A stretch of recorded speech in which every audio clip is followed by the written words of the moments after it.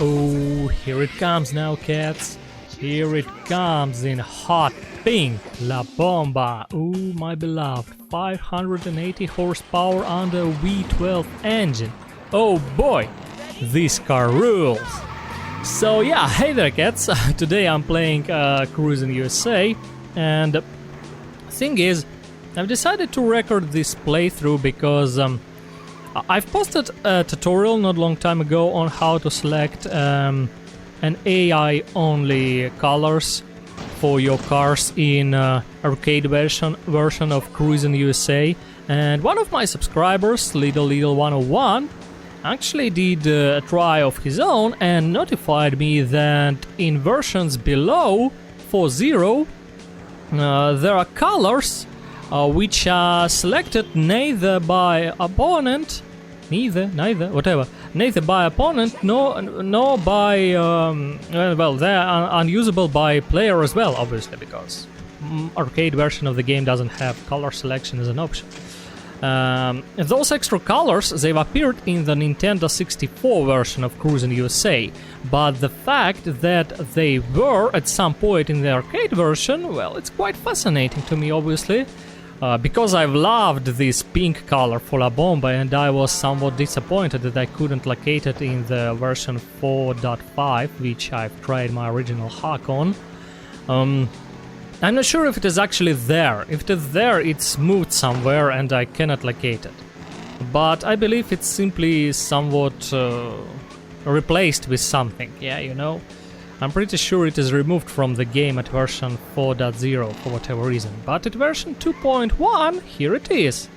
And yeah, I've decided I should drive through the whole cruise and win a first place in every race along the way. It is definitely a doable thing, albeit quite a hard one. But before I'll get to that, let me tell you, here comes one really hard point, and that's entering your initials. Oh boy, yeah, it shows how hard it is to play this game with a gamepad. At least with my gamepad, come on now. Oof. Right, there it goes. Oh boy.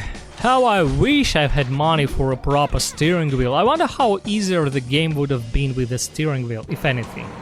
You know, because as of now, all I can say about Cruis'n USA is that the difficulty-wise it is totally unfair game. Absolutely unfair. It doesn't reward players' skill whatsoever. The leader's car, which is a blue Corvette and yellow La Bomba, that's pretty much two of them. They are designed to stay in the first place, like no matter what, especially the blue Corvette. Damn, the game invites so much hate towards that blue Corvette. I'm not sure if the car changes if you select a different car. I've only driven La Bomba as far as I remember. I picked Corvette at least some occasions, but I do not remember if the leader's car was still a blue Corvette. I believe it was. Either way, the leader's car is designed to stay in the first place no matter what. It has insane catch-up mechanics, and you pretty much cannot overtake it legally, like no way. Your only hope is to make constant save states and hope that blue Corvette will eventually crash into something if you want to take the first place. That's really the only option. And I believe the reason for it is simple. The game actually lets you continue regardless of which place you take. As long as you cross the finish line, it's okay, you're a winner and you move on to the next stage. That's the logic of Cruis'n USA. But there's a catch. In order to continue, if you are not on the first place, you have to insert a coin. So yeah, that's how it worked back in the days. You know, arcade games, they were designed to earn money. So yeah, this game decided that that's the best way to earn them. No matter which place you take, unless it's the first one, you gotta insert a coin. Once again, it is possible to get the first place if you are lucky, but if you're unlucky, yeah. So overall, it's pure luck. As I've said, the game doesn't reward your skill whatsoever. Once again, I wonder if it is anyhow difficult with the steering wheel, but On a gamepad, yeah, this game just unbeatable legally without save states. I'm pretty sure there's not a man in the world who can do this, because it's pure luck. And beat all kind of like, how many stages are there? All dozen or so of stages in the first place legally is impossible. The game is designed to take at least like 5-6 quarters for you. And I'm telling this for sure because I've actually tried to mess with difficulties. And I've tried with difficulty 3 on the version 4.5 and nothing changed whatsoever. Not a thing at all. In this version I've actually tried to scale the difficulty down to 1. And once again, the only stage where the difficulty actually changes is the first one. On any other stage it's the same thing again. Even on difficulty 1, I do not think anything changes at all. Even the amount of traffic doesn't change in my opinion. I don't know, maybe it's just the version specifics, maybe there is something in different versions and there were beatable versions, but it is definitely not a version 2.1. I wonder if anything will change if I'll go into the settings and actually enter into a free play mode. But really I do not think so. I think the game is just designed like this, so yeah, I doubt they bothered to change the AI for the free play mode. And yeah, so from challenge wise, this game is kind of awful. As I've said, it doesn't reward skill. Once again, at least it doesn't feel so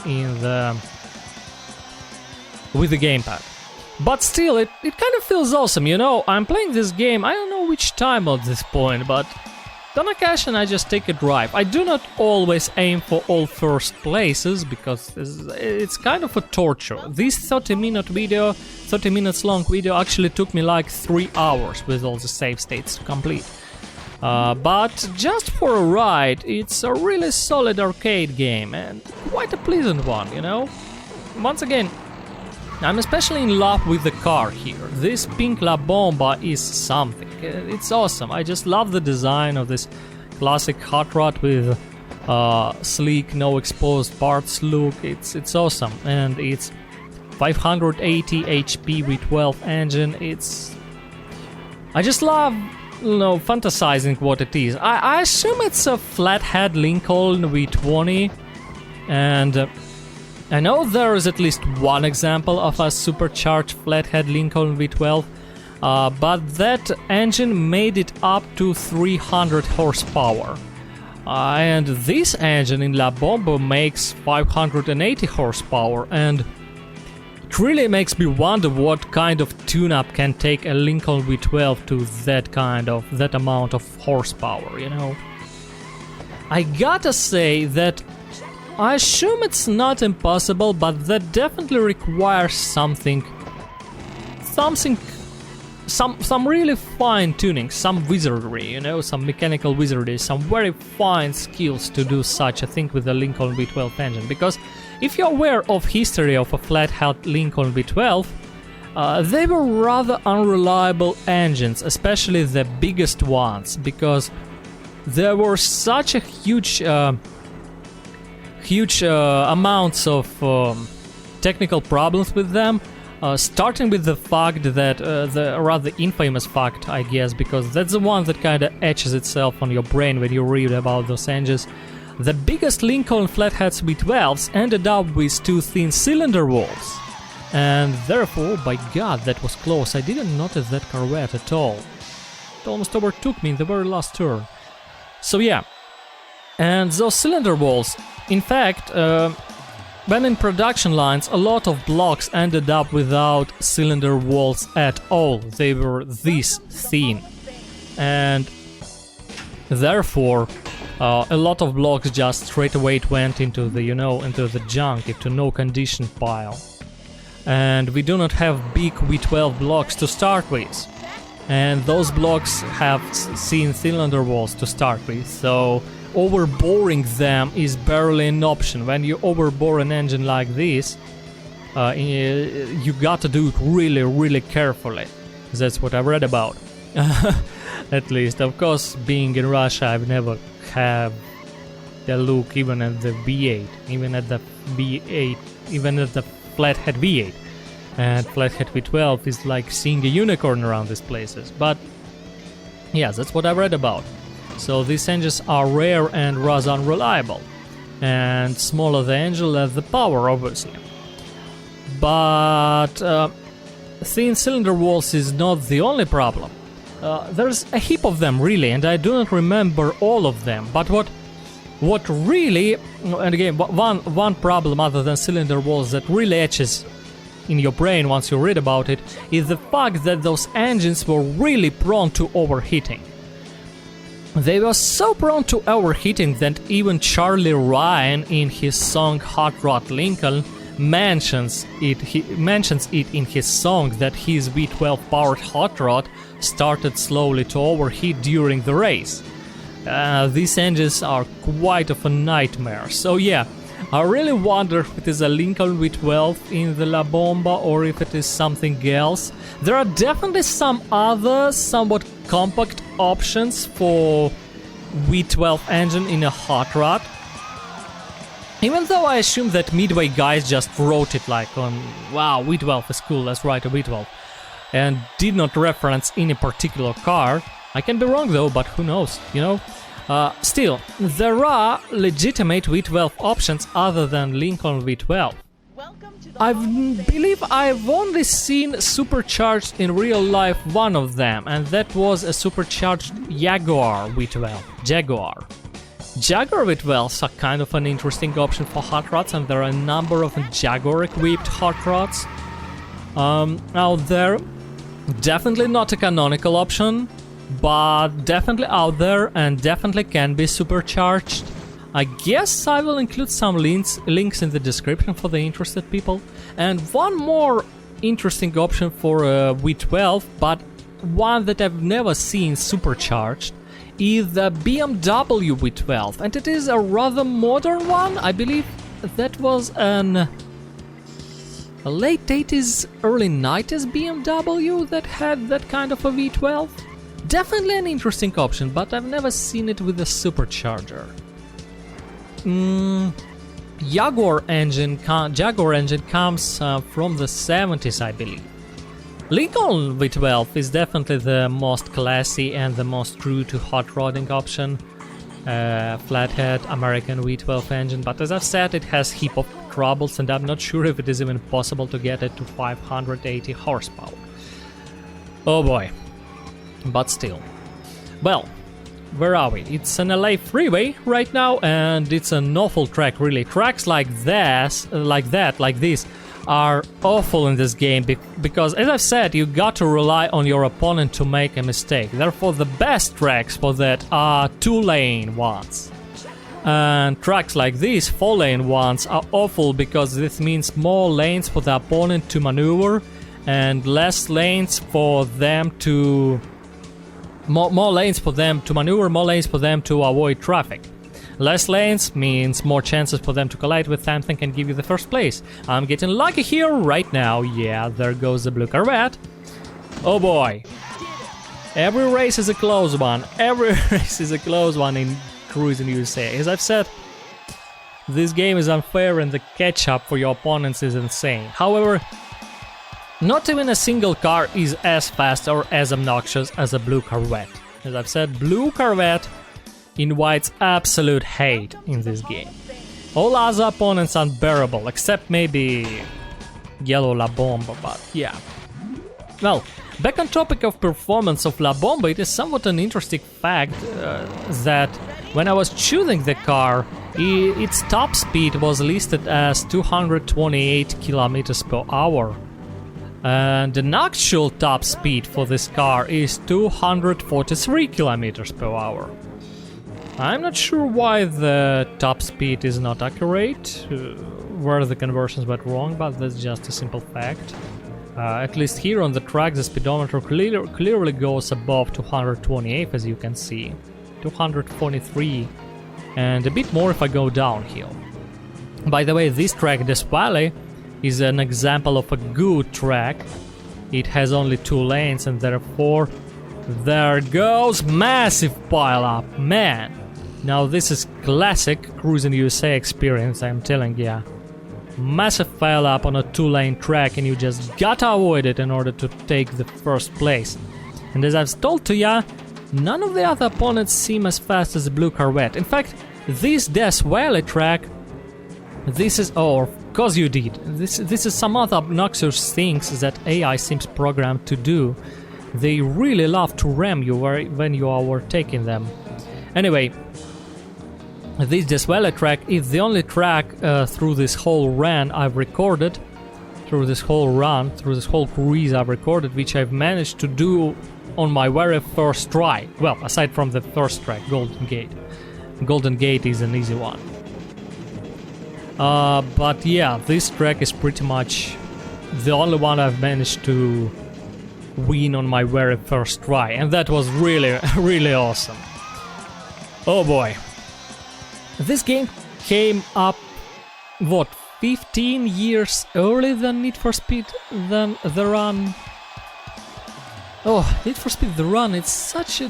invites so much, you know, conflicting thoughts. On one hand, The Run is kinda cool, you know, this run across the USA, it's a classic scene. Since the very first across the USA, across the world movie, how was it called?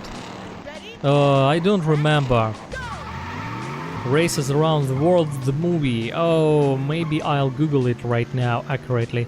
I'll try to take a look. But precisely about racing across the USA, there was Cannonball Run, 2 parts, and then there came games like Cruis'n USA, so this is kinda, you know, this is a classic thing, and Need for Speed The Run invites all those feelings of those classic games and movies, but on the other hand, Need for Speed The Run is just a bad game, and that's all I gotta say about it.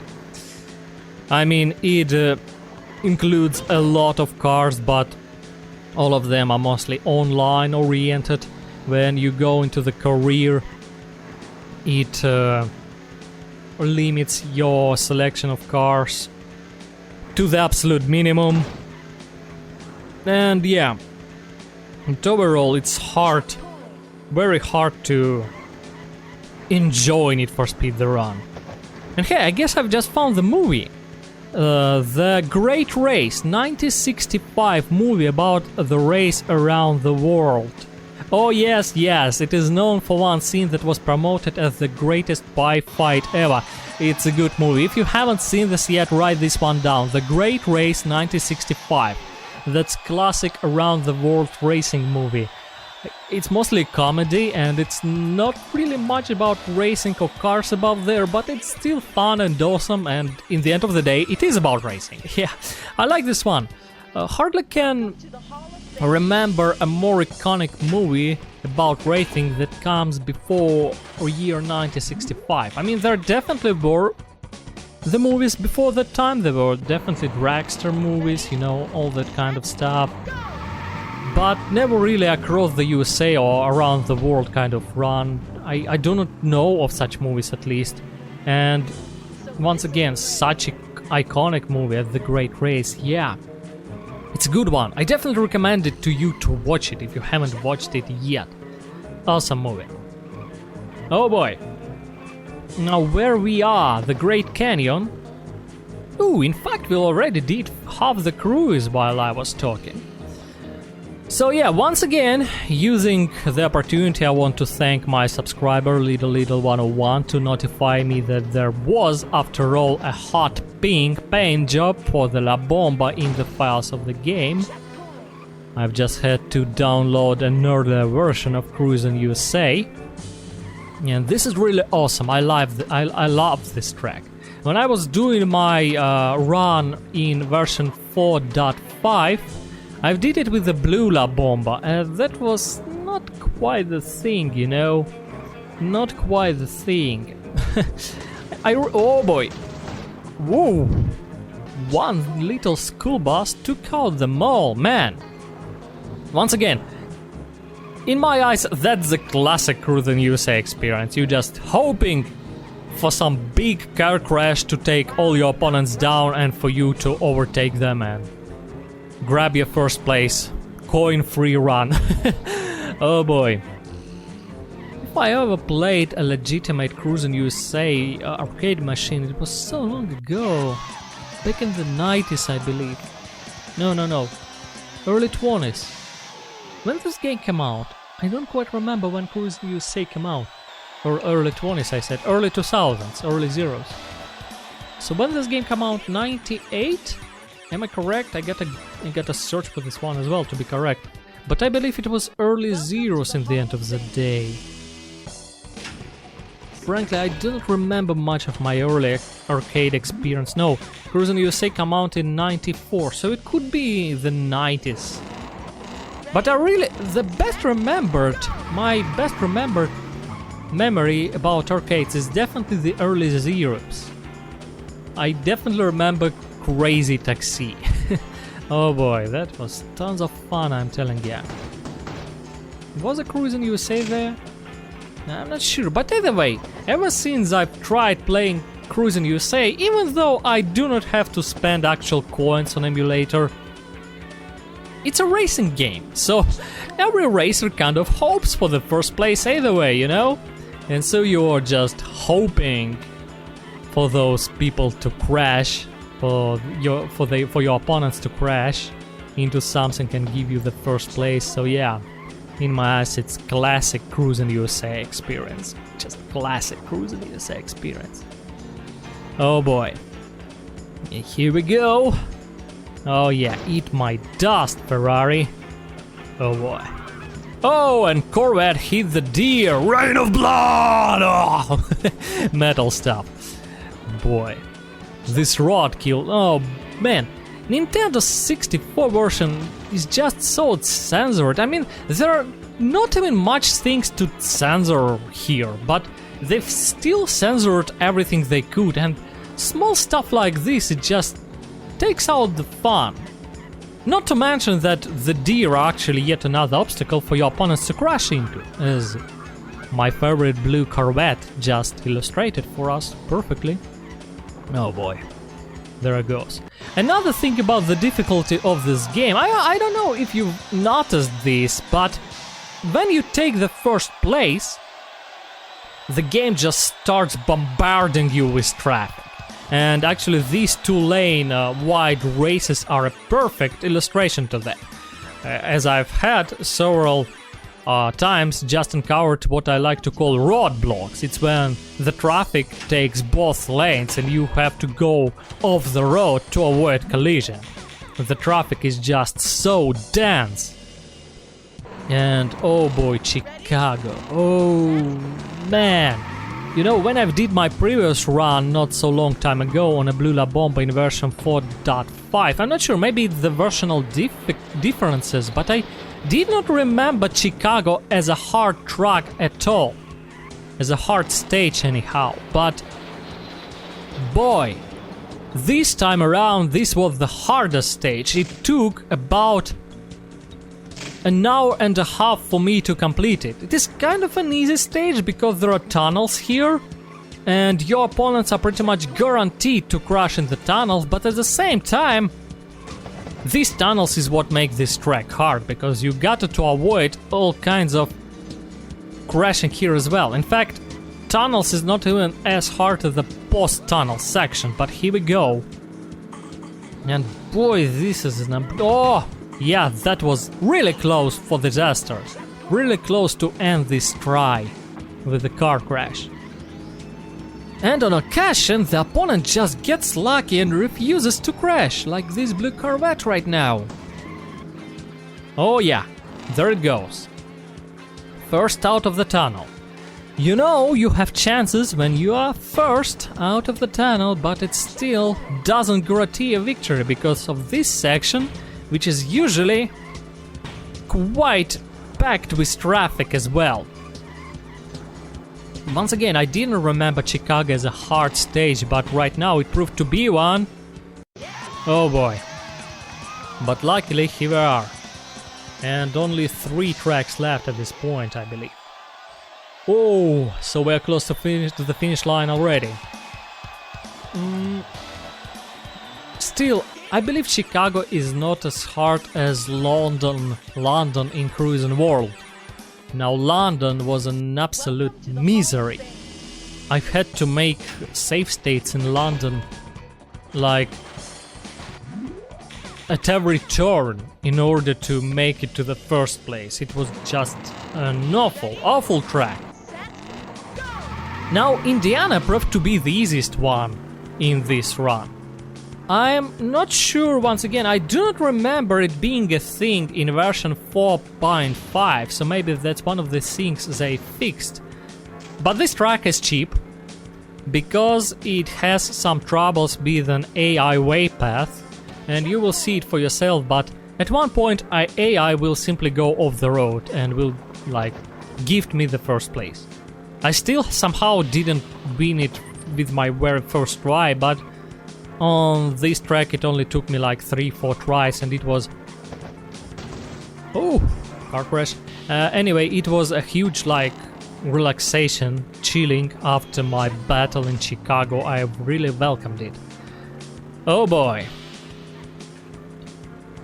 Still, there is something special about Cruis'n USA, something that I just love. It's a perfect mixture of silly arcade stuff and, you know, and racing.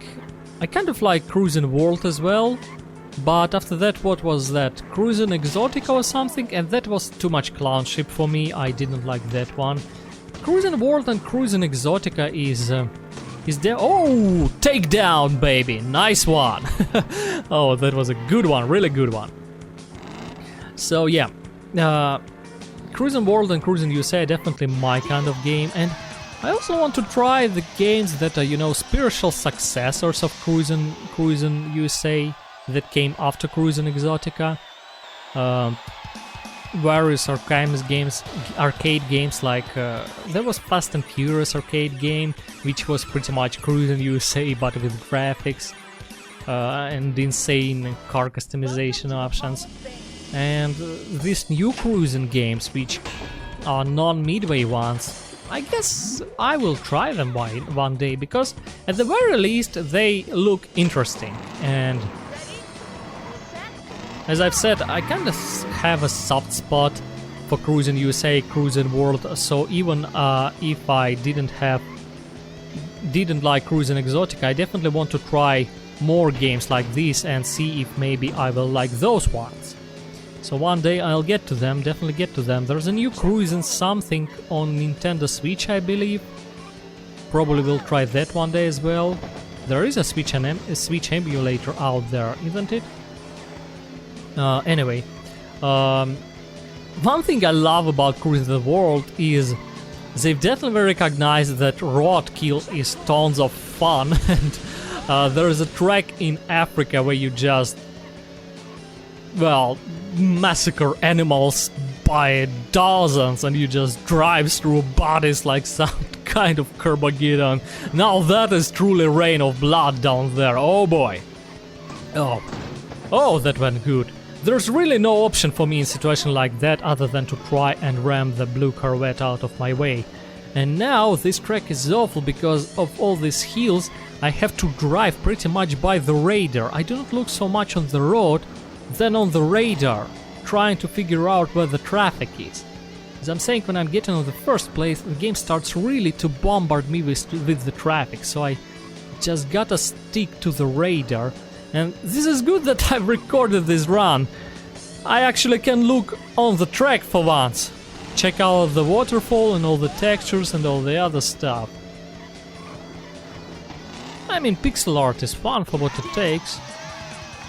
Yeah, it's definitely not a walk in the Museum of Art, but it's still quite fun to check out all these textures and sprites from '94. Cool stuff. Cool stuff. I guess you're either retro gamer and can dig this kind of stuff. Oh well, or you aren't. And then you do not understand what I'm looking at. But then most likely you haven't clicked this video and most likely you haven't watched it this far, because this is the very last stage. Here we go, Washington DC. Oh boy. That was quite a run. Quite a run. Oh, what can I say? I love it. I've decided I do not want to record a cruise with a blue lab Bomba, but now that I have a pink one, I definitely want to record all victories with this car. Just love it, just love it, just love the supercharged V12 sleek, streamlined, hot rodding style of it, and yeah, just had to record all victories with this car. And now that I've recorded it, I vow never to repeat it again. Oh boy, this really is quite a torture to do it. I also avoided all the stages I've did through this run. I did not make save states in the middle of the stage. I only did save states between the stages. Oh boy, here goes my opening. So all the stages I've actually I've had a legitimate victory in them, even though they were done separately, not like in one through full cruise, and there was save states between the stages. But still, I did not make the save states in stages themselves. So it was definitely the most difficult run for me I've ever done in this game, and I definitely do not want to repeat it. But I've enjoyed it for what it takes. And I hope you've enjoyed it as well. As for the presidential video, Mame actually doesn't play it quite right, so I've had to hack the sound test settings menu, record all the lines, and reconstruct the video from ground zero using an original record of the arcade as a reference. Ladies and gentlemen, the President of the United States. Cruis'n USA! Come on down! I love this job! Yee-haw! Come on in the hot tub!